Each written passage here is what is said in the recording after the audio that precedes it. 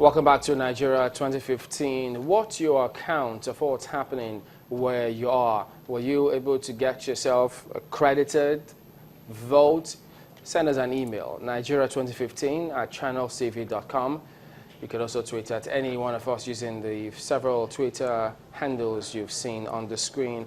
Well, let's get back to this other matters raised here. Let me take this perspective about the law. Because previously, I do remember, I think it was a group of professionals, lawyers inclusive, where they were talking about how... Is there a master plan that makes them to succeed in this act? You know, it's the culture of impunity.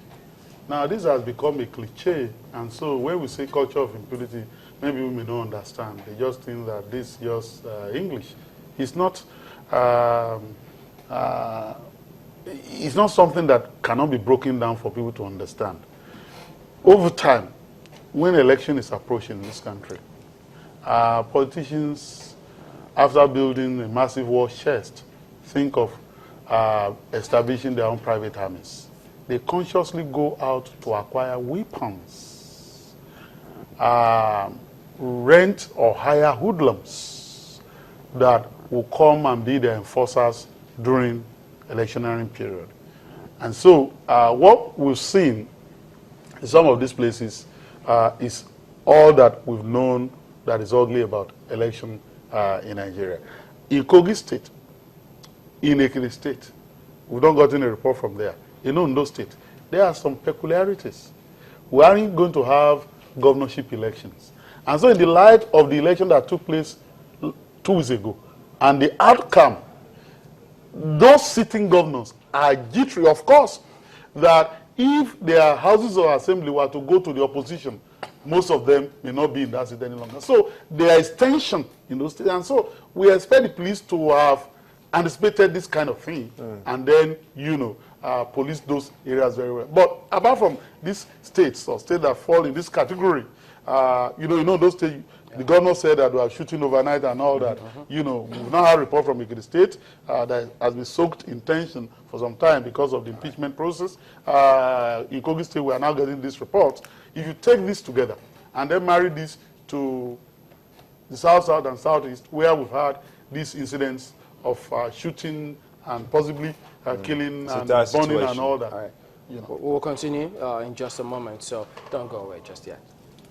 Welcome back to Nigeria 2015. Now, continuing coverage of the general elections today, the governorship and state House of Assembly elections across the states, many of them holding the governorship elections. Well, let's get back to this matter because it was yesterday, the 10th of April, today's 11th, where INEC did release that they had a press release actually, where they said that they had reports that some political leaders were asking members of the public to disregard their stated resolve to use the permanent voter cards and the smart card readers for the elections today. And then INEC said there was a particular state governor in the North Central geopolitical zone reported to have assured voters in the state that they could come out to vote on election day, that's today, with, guess what, the TVC. And that if they don't have the PVC, and that INEC will not be allowed to insist on the use of smart card readers for voter accreditation. Now, the CPS to INEC chairman was here yesterday, and he spoke about this. Only for us to leave the studio, and we got calls from people saying, look, while he was here saying that, radio stations in some states were saying something completely different. And that's perhaps why some people think that that's why you have people coming in and doing what they can, in spite of the assurances that INEC has given.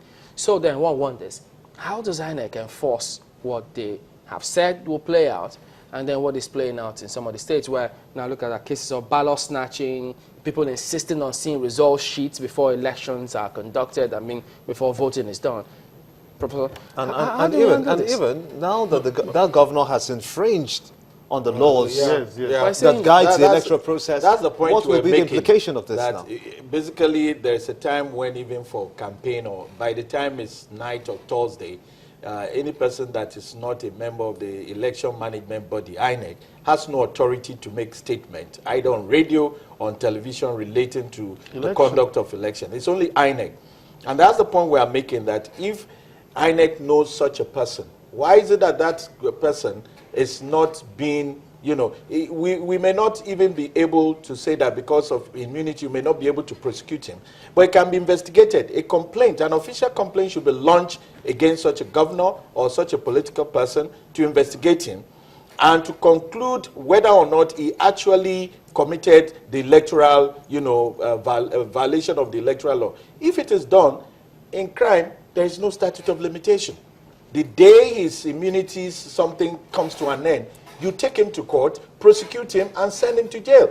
We've seen instances where governors got involved in election processes, particularly in Obama state. You remember the governor that was involved in the shenanigans relating to the person that will replace Senator Obama, and he was caught on, you know, he was immediately prosecuted and was sent straight to jail. If we do not have our laws implemented, people are going to continue in this spirit of immunity. To abuse it. Because in psychology, there is the principle that, look, if an action is not said to be wrong, then more and more people will accept it as being right. So the actions that are wrong must be stated to be wrong. They must be punished. Let me put you on hold there, and let's go to Adamawa State to understand our reporter there. Larry Lasise is standing by to give us more information where you are in Nigeria's northeast rather. What information do you have, Larry?